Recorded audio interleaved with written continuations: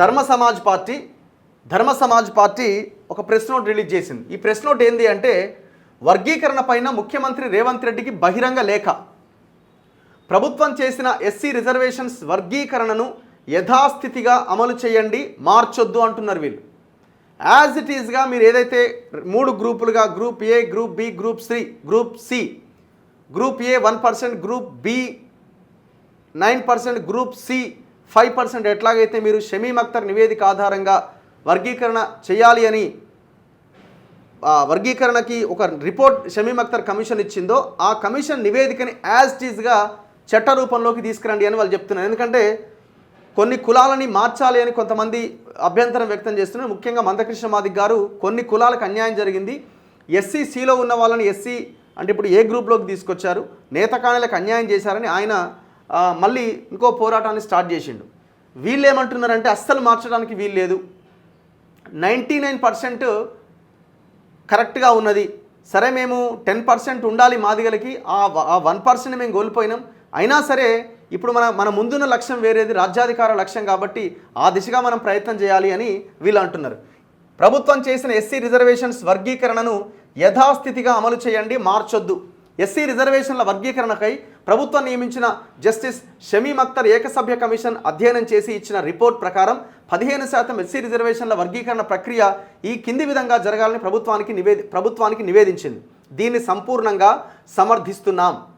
Group 1లో 15 కులాలు, 1% reservation: Bapuri, బేడా, Budagajangam, Chachati, డక్కల్, డొక్కల్వార్, జగ్గలి, కొలుపులవాన్లు, పంబాడ, పంబడ, Pambala, Mang Garodi, మన్నే, మస్తి, మాతంగి, మెహతార్, ముండాల, సంబన్, సప్రు ఈ కులాలు గ్రూప్ 1లో ఉన్నాయి, వీళ్ళకి 1% రిజర్వేషన్. గ్రూప్ 2లో 18 కులాలు ఉన్నాయి, మాదిగ కులాలు 9% రిజర్వేషన్: అరుంధతీయ, బైండ్లా, చమార్, మోచి, ముచి, చమార్, రవిదాస్, చమర్, రోహిదాస్, చంబర్, చండాల, చండాసి, డోంబర, పైడి, పానో, ఎల్లమ్మల్వార్, ఎల్లమ్మలవాన్లు, గోడారి, జాంబవలు, మాదిగదాసు, మస్తీన్, పామిడి, పంచమ, పరియ, సమగర, సిందోళ్ళు, యాటల, వల్లువన్.